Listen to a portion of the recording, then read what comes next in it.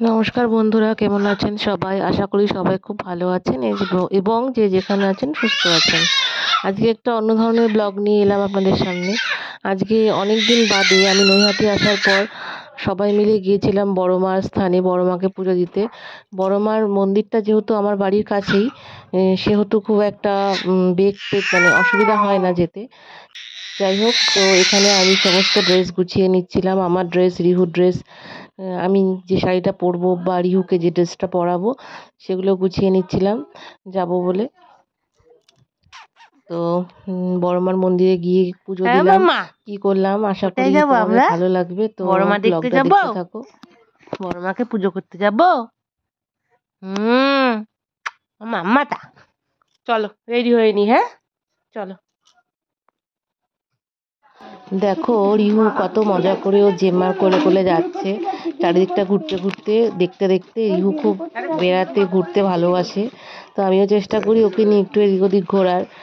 যাই হোক, ও জেম্মার সঙ্গে যাচ্ছে সেজে গুজে, আর আমি এই কাপড়টা পরে নিয়েছি। অনেক ড্রেস দেখার পরে লাস্টে এই শাড়িটাই পরলাম, কেননা আমি খুব একটা ভারী শাড়ি বা খুব ঝকমকে পরতে পারি না, আসলে পরে ক্যারি করতে পারি না।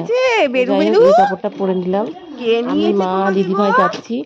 আর ওখান থেকে মানে আরেকটু আমার বাড়ির একটু পাশেই আমার ননদের বাড়ি, তো ওখান থেকে আমি দিদিকে তুলে নেব, নিয়ে আমরা যাব বড়মার মন্দিরে।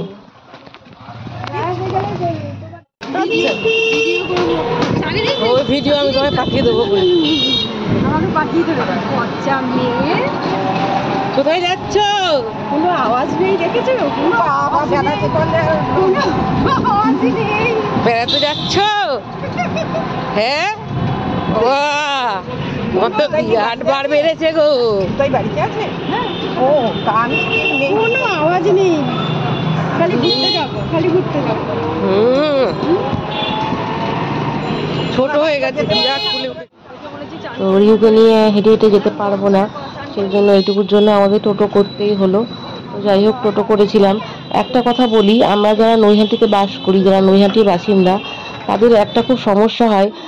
বড়মার মন্দিরটা যেখানে অরবিন্দ রোডে, সেখানে প্রতিদিনই নানা রকমভাবে চারিদিক থেকে রাস্তা বন্ধ থাকে, নো এন্ট্রি থাকে, টোটো যায় না, মানে ভীষণ একটা যানজটপূর্ণ পরিস্থিতি।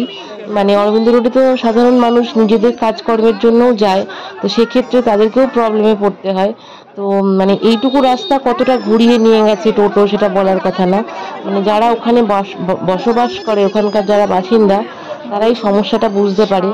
আমার একটাই বক্তব্য প্রশাসনের কাছে, যে মানে সবার সব কিছু বজায় রেখে মাকে আমরা সুস্থভাবে যাতে পুজো দিতে পারি সেইটুকুনি দেখা উচিত, এইটুকুই, আর বেশি কিছু নয়। তো এই যে আমরা চলে এসেছি, প্রচুর লাইন। আমরা বৃহস্পতিবারে গিয়েছিলাম পুজো দিতে, তো সেই দিনও সাংঘাতিক লাইন। তা লাইনে আমাদের একটু দাঁড়াতেই হয়েছিল।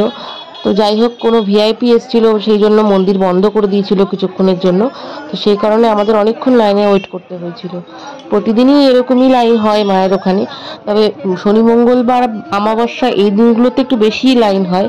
তো আমরা সেই দিনগুলো অ্যাভয়েড করেই গিয়েছিলাম, তবুও আমাদের প্রচুর লাইনের মুখে পড়তে হয়েছিল। তো যাই হোক, আমরা সবাই লাইনে দাঁড়িয়েছিলাম। রিহু একটু বিরক্ত হয়ে যাচ্ছিল আর কি, অনেকক্ষণ ধরে লাইনে দাঁড়িয়ে থাকতে একটা বাচ্চার তো আর ভালো লাগে না। যাই হোক, ও একটু ইরিটেট হয়ে যাচ্ছিল, টুকটুক করে লাইন এগোচ্ছিল, আমরাও যাচ্ছিলাম।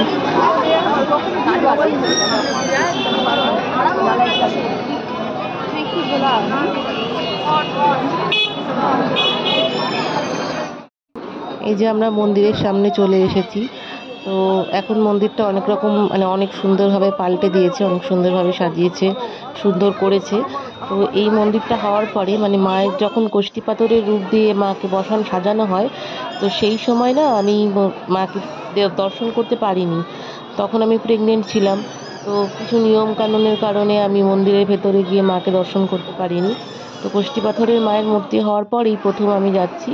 তো এই যে কতটা ভিড় দেখো, অনেক দূর থেকে আমি মানে এই এই ভিডিওটুকুনি নিতে পেরেছি, কেননা সামনে যখন গিয়েছিলাম রিহু প্রচণ্ড কাঁদছিল ভিড়ের মধ্যে। তো যাই হোক, ওখানকার যে ঠাকুরমশাই ছিলেন, রিহুর কান্না দেখে ওকে তো কোলে তুলে নিয়ে আগে মায়ের কাছে নিয়ে গিয়ে ওকে শান্ত করলো। তো আমি ওকে একটুখানি দর্শন করিয়ে মায়ের কাছে ওকে নিয়ে গিয়ে ওরা ফুল টুল দিল, তো সেই করে আমি বেরিয়ে আসি। এই হচ্ছে ব্যাপার।